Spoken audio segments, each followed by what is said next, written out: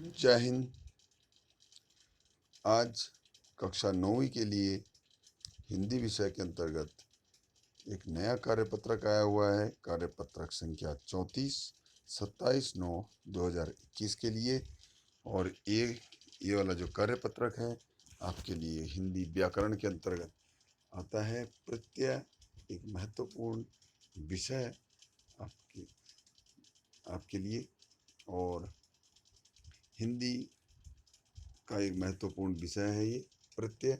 इससे पहले हमारे पास एक कार्यपत्रक और आया था उपसर्ग, और हमने उसको पढ़ा, समझा। और जिन बच्चों ने उसको अभी तक नहीं समझ पाए हैं, जो बच्चे उसे नहीं समझ पाए हैं, वे इसी YouTube चैनल पर जाकर उपसर्ग की वीडियो फिर से देख सकते हैं और आप अच्छे से उसे समझ जाएंगे, ये मुझे पूरा यकीन है।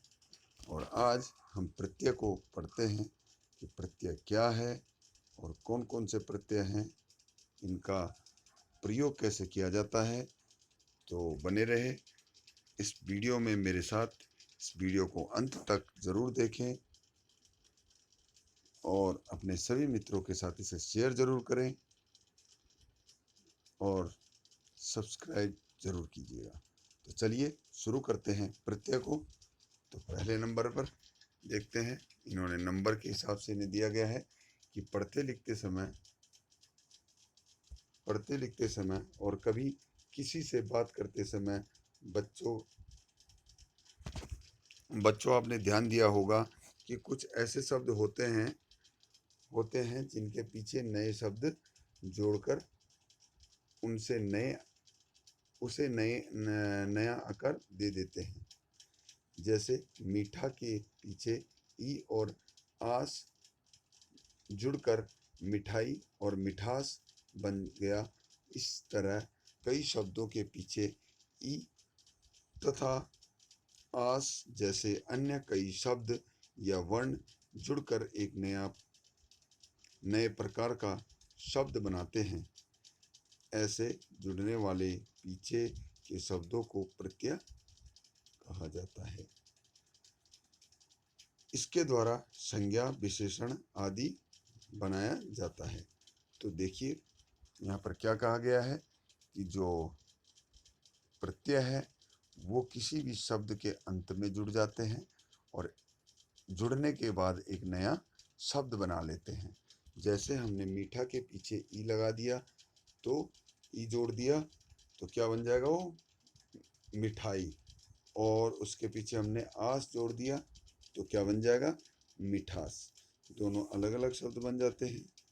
और इसी प्रकार प्रत्यय सभी शब्दों के अर्थ को बदल देते हैं। चलिए 2 नंबर पे देखते हैं कि 2 नंबर पर क्या लिखा गया है। प्रत्यय 2 शब्दों से बना है, प्रतिधन अय। तो अब ये प्रत्यय की परिभाषा है। प्रतिधन अय यानी प्रति का अर्थ साथ में लेकिन बाद में, और अय का अर्थ क्या है, चलने वाला। अतएव प्रत्यय का अर्थ है शब्दों के साथ पर बाद में चलने वाला या लगने वाला। यानी कि वो शब्दों के साथ तो होते हैं लेकिन वो कहाँ लगते हैं, बाद में लगते हैं। ठीक है। जो प्रत्यय होते हैं वो अभिकारी शब्दांश है जो शब्दों के बाद जोड़े जाते हैं। प्रत्यय का अपना अर्थ नहीं होता और ना ही इनका कोई अलग से प्रयोग होता है। उपसर्ग शब्द के पहले जुड़ जाते हैं और प्रत्यय शब्द में सदैव पूंछ की तरह पीछे लगते हैं। अब देखिए प्रत्यय की परिभाषा क्या है कि ये किस चीज से बना हुआ है, प्रतिधन अय से। ठीक है। प्रति का मतलब क्या है कि साथ में लेकिन बाद में, और अय का अर्थ क्या है कि चलने वाला। तो ये किसी भी शब्द के बाद में जुड़ते हैं, ठीक है, अंत में जुड़ते हैं। और ये कैसे शब्दांश होते हैं, अभिकारी होते हैं। ठीक है। इनको हम अलग नहीं कर सकते, तोड़ नहीं सकते, और इनका कोई अर्थ भी नहीं होता। अगर हम इनको सोचेंगे कि अलग से कोई अर्थ होगा, तो अलग से कोई अर्थ नहीं होता। जैसे कि उपसर्ग का, जितने भी उपसर्ग हैं उनके कोई ना कोई अर्थ होते हैं, लेकिन प्रत्यय के कोई कोई भी उनका अर्थ नहीं निकलता, और ये हमेशा पूंछ की तरह लगते हैं। और जब हम उपसर्ग पढ़ रहे थे तो मैंने बताया था, वहाँ पर क्या लिखा गया था कि जो उपसर्ग होते हैं वो मूंछ की तरह होते हैं। मूंछ यानी कि मूंछ आगे की तरफ होती है, और जो पूंछ होती है वो पीछे की तरफ। तो आगे क्या लगेगा? उपसर्ग। और पूंछ यानी कि प्रत्यय कहाँ पे लगेगा? पीछे लगेगा। ठीक है, आगे देखते हैं 3 नंबर पे क्या लिखा है। जैसे अक एवं ता प्रत्यय लगाने पर पाठ धन अक क्या हो जाता है? पाठक हो जाता है। और मनुष्य धन ता, मनुष्य प्लस ता, मनुष्य के पीछे ता लगाने जोड़ने पर क्या हो जाता है? मनुष्यता शब्द बनते हैं। प्रत्यय लगने पर शब्द में संधि नहीं होती, बल्कि अंतिम वर्ण में मिलने वाले प्रत्यय में स्वर की मात्रा लगती है, लेकिन व्यंजन होने पर वह पहले की तरह बना रहता है। ठीक है, अब देखिए ये क्या होता है कि जैसे उदाहरण दिया आपको कि जैसे अक एवं ता, 2 प्रत्यय आपको दिए, अक प्रत्यय और ता प्रत्यय। इसमें क्या है कि ये जब जुड़ते हैं किसी शब्द में, तो पाठ के आगे हम अक लगा दें तो पाठक बन जाता है। मनुष्य के आगे हम क्या जोड़ देते हैं? ता जोड़ देते हैं, तो वो मनुष्यता बन जाता है। ठीक है, और यदि अंत में क्या हो? प्रत्यय के स्वर हो, तो स्वर हो तो उसकी केवल मात्रा लगती है, लेकिन जब व्यंजन हो तो क्या होता है? वो पूरा का पूरा वैसे ही लग जाता है। ठीक है, आगे देखिए 4 नंबर पर। 4 नंबर पर क्या है कि प्रत्यय के भेद। मूलतः प्रत्यय के कितने भेद होते हैं? 2 भेद होते हैं। कितने? 2 भेद होते हैं प्रत्यय के। कौन सा? कृत प्रत्यय, यानी कृदंत भी कहते हैं इसको। ठीक है, कृत प्रत्यय को कृदंत प्रत्यय भी कहते हैं। इसमें कंफ्यूज होने की बिल्कुल भी बात नहीं है। कृत, इसीलिए इसको साथ में ही लिखा गया है ब्रैकेट में कि कृत प्रत्यय को कृदंत भी कहते हैं, और दूसरा है तद्धित प्रत्यय। तो कृत प्रत्यय कौन से होते हैं? वे प्रत्यय जो क्रिया के मूल रूप यानी धातु में जोड़े जाते हैं। किस में जोड़े जाते हैं? मूल रूप में या धातु में जोड़े जाते हैं, उन्हें कृत प्रत्यय कहते हैं। जैसे लिख धन अक, तो क्या बन जाता है? लेखक बन जाता है। यहाँ अक कृत प्रत्यय है क्योंकि यह क्रिया में लगता है। जो अक प्रत्यय है वो किस में लगता है? क्रिया में लगता है, इसलिए इसको क्या कहेंगे? कृत प्रत्यय कहेंगे। लेखक जो है वो कृदंत है। ठीक है, लेखक कृदंत शब्द है। इसके 2 भेद हैं। अब कृदंत के भी 2 भेद बताए गए हैं। कृदंत यानी कृत प्रत्यय के भी 2 भेद होते हैं। पहला विकारी कृत प्रत्यय, दूसरा है अविकारी कृत प्रत्यय। ठीक है, इसके 2 भेद हो गए। किसके? कृत प्रत्यय के। ये प्रत्यय क्रिया या धातु को नया अर्थ देते हैं। कौन से? विकारी और अविकारी जो है वो धातु को नया अर्थ दे देते हैं।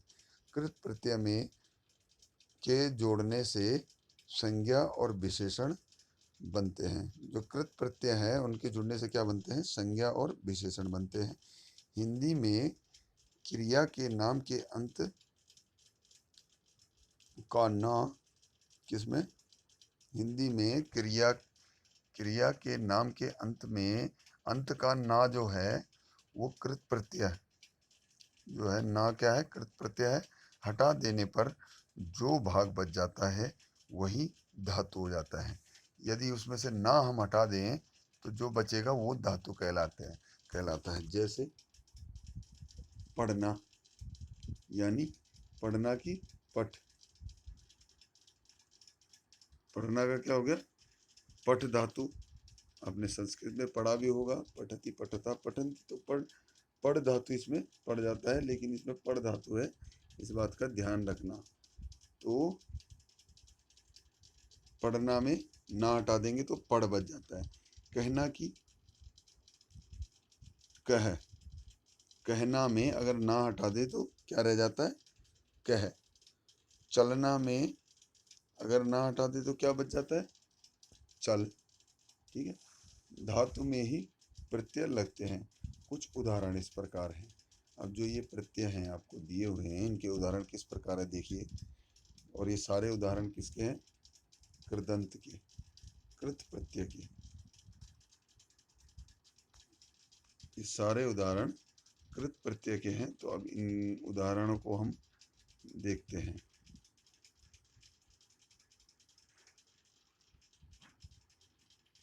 चलिए, पहला है अक। अक में मूल शब्द कौन सा है, लेख। लेख के पीछे हम लेखक कर सकते हैं। पठ के आगे अक जोड़ेंगे तो पाठक हो जाएगा, ये कृत है। गोअक, जैसे गोधन अक गायक। कृ के आगे अक जोड़ने पर कारक हो जाएगा। अन, अन के अन कृत, ये प्रत्यय है। और पाल के आगे अन जोड़ने पर पालन हो जाता है। सह के आगे अन जोड़ने पर सहन हो जाता है। ने के आगे अन जोड़ने पर क्या हो जाता है, नयन हो जाता है। और चर के आगे हम किसको जोड़ देते हैं, अन को, तो चरण हो जाता है। अगला देखिए, अना।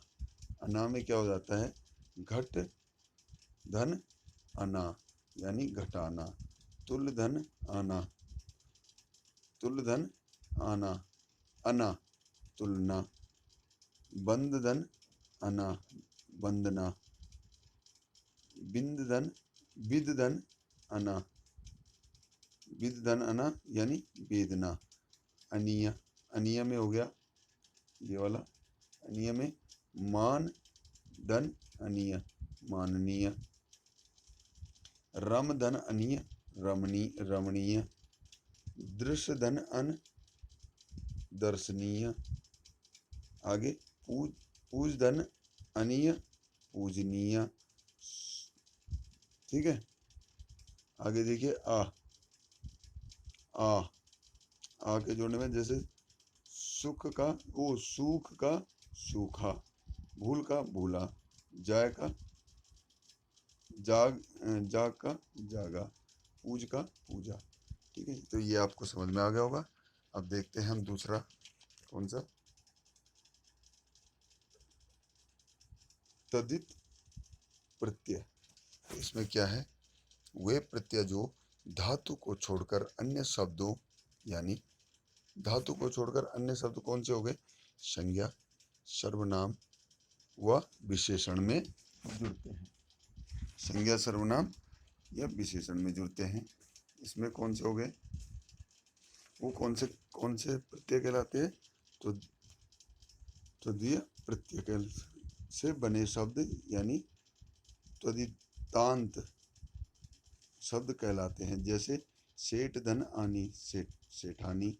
यहाँ अपनी तद्धित प्रत्यय, यहाँ आनी क्या है, त्वदित प्रत्यय है, और सेठानी त्वदितांत शब्द है। उदाहरण देखिए, उदाहरण इसके कई सारे दिए हुए हैं। जैसे आई, कौन सा है, तो दिया है, यानी पछताना। तो पछताना में हम आई जोड़ देते हैं, आई पछताई। जगना, आई जोड़ दो इसमें तो जगाई। आइन, पंडिताइन, ठकुराइन। ठीक है, आई में क्या हो गया, बड़ी की बड़ी है आई, तो क्या होगा, पंडित का पंडिताई, ठाकुर का ठकुराई, लड़का लड़ाई, चतुर का चतुराई। ठीक है, आगे देखिए।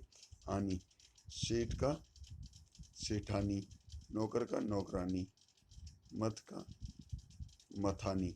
आगे देखिए।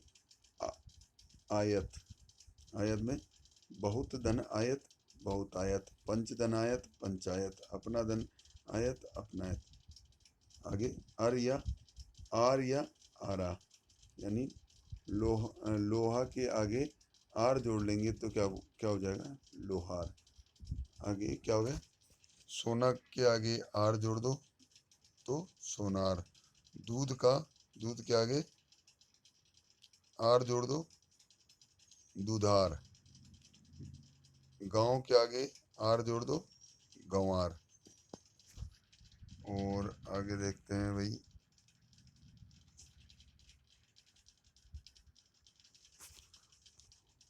आगे आहट, आहट प्रत्यय है इसमें।